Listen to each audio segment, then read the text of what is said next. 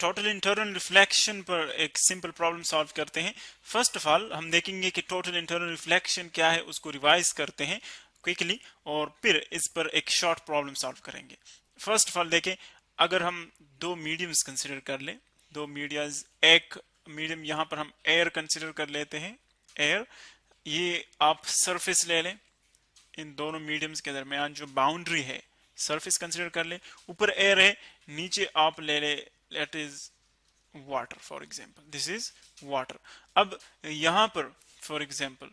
यहां से हम, मैं एक पॉइंट ले लेता हूं, एक पॉइंट ए कंसिडर कर लेता हूं, इस पॉइंट को आप कंसिडर कर ले, पॉइंट ए को, और अब हम देखेंगे कि इससे जो रेज निकलती है पॉइंट ए से, वो ऊपर जाकर उसकी जो रिलेशन है एंगल्स की, वो किस तरह बनती है। देखिए, first of all let's suppose यहां से एक रे निकलती है, एक रे, लाइट रे है, यू जाती है टुवर्ड्स द एयर। देखिए, जब बाउंड्री तक ये पहुंचती है ये रे, तो फिर क्या होता है, यहां पर इसी पॉइंट के ऊपर हम एक परपेंडिकुलर कंसिडर कर लेते हैं, जिसको हम नॉर्मल कहते हैं। ये नॉर्मल उसी पॉइंट पर आप लेंगे जिस पॉइंट पर ये रे इस बाउंड्री को टच करती है। अब देखिए, नॉर्मल है तो इसको मैं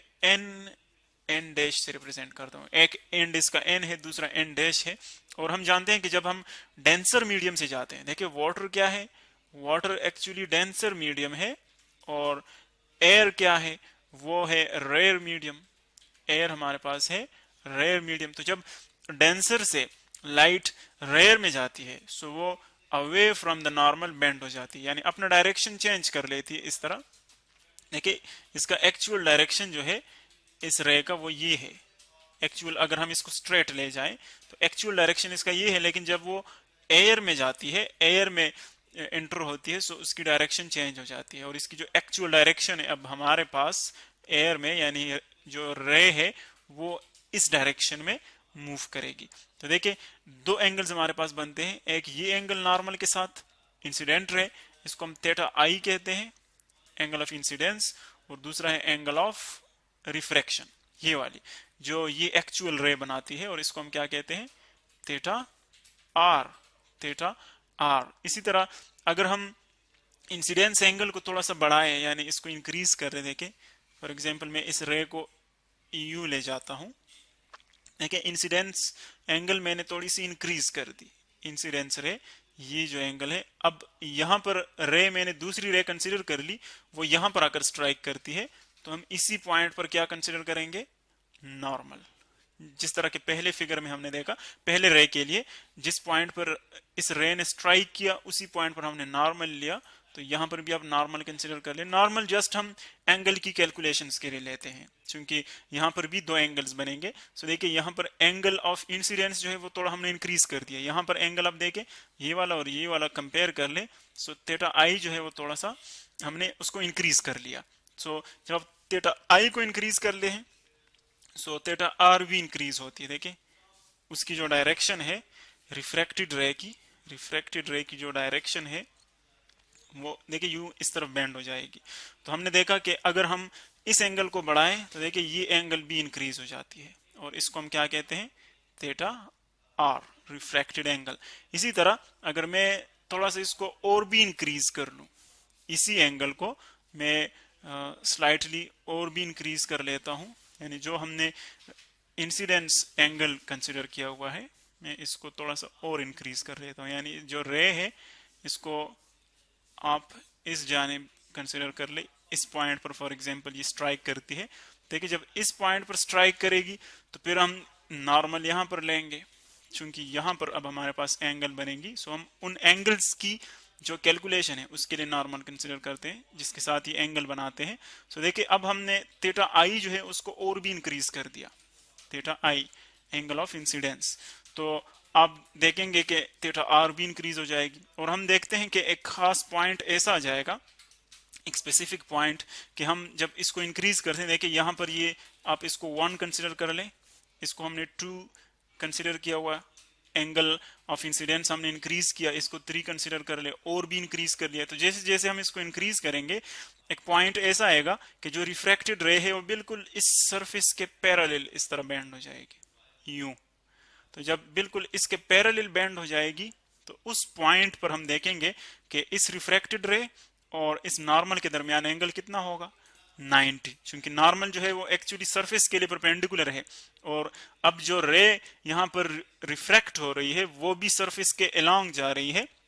सरफेस के साथ ही जा रही है, तो इसीलिए यहाँ पर एंगल क्या होगा, थीटा आर क्या होगा, theta R will be equal to 90 डिग्री। तो जब हमारे पास रिफ्रैक्टेड एंगल 90 के इक्वल हो जाए तो उसके लिए जो थीटा आई है फिर उसको हम क्या कहते हैं, क्रिटिकल एंगल। यानी ये जो एंगल है हमारे पास थीटा आई, इसको हम क्या कहेंगे, क्रिटिकल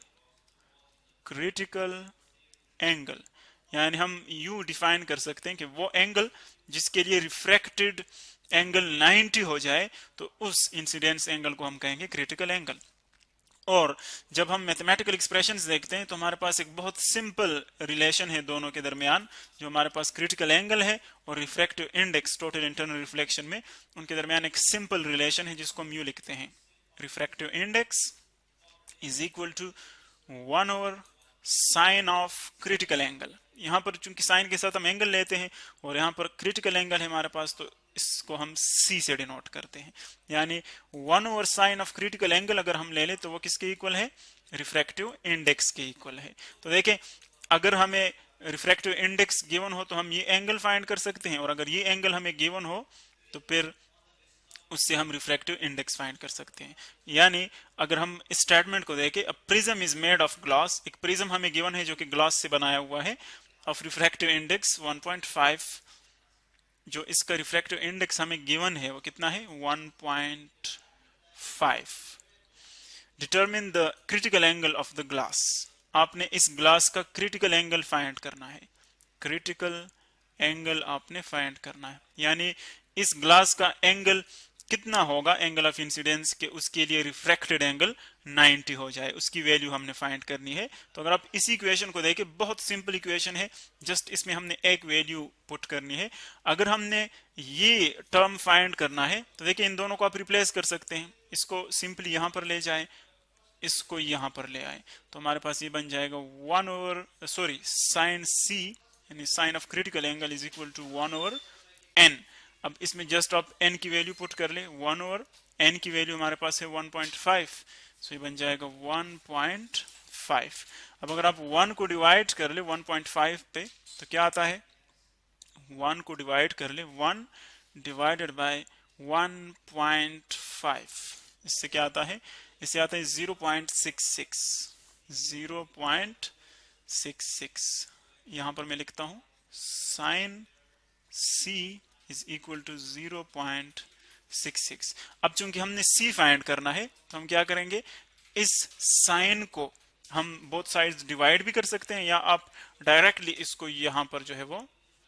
प्लेस कर सकते हैं। सो इसको यहां पर ले जाएं, चूंकि हमने C फाइंड करना है तो साइन यहां से हटाएं आप, साइन इस साइड पे आ जाएगा, ये क्या बन जाएगा, साइन इनवर्स बन जाएगा, और जो बाकी हमारे पास नंबर है 0.66 वो अपनी जगह पर आ जाएगा। अब अगर आप 0.66 से कैलकुलेटर यूज कर ले, साइंटिफिक कैलकुलेटर, उससे ये क्लिक कर ले 0.66 और साइन इनवर्स उसका ले ले, तो हमारे पास उसकी वैल्यू क्या आ जाएगी, क्रिटिकल एंगल की जो वैल्यू है C, उसकी वैल्यू हमारे पास आती है 41.8 अप्रोक्सीमेटली। इसको हम तकरीबन 42 भी लिख सकते हैं, यानी अगर हम अप्रोक्सीमेट वैल्यू ले लें तो हम 42 भी लिख सकते हैं इसको, 42 डिग्रीज, यानी जो एग्जैक्ट वैल्यू इसकी क्रिटिकल एंगल की प्रिज्म के लिए जो ग्लास से बना हो वो हमारे पास कितनी है, 41.8 डिग्रीज, और अप्रोक्सीमेटली हम इसको 42 डिग्रीज कह सकते हैं। यानी अगर प्रिज्म से अंदर की तरफ से कोई लाइट रे आ रही है और उसका इंसिडेंस एंगल 42 बन जाए, 41.8 या अप्रॉक्सीमेटली 42 बन जाए, तो फिर वो रे क्या करेगी, वो सरफेस के साथ ही, सरफेस के अलोंग वो रिफ्रैक्ट हो जाएगी, यानी वो नॉर्मल के साथ 90 डिग्री का एंगल बनाएगी।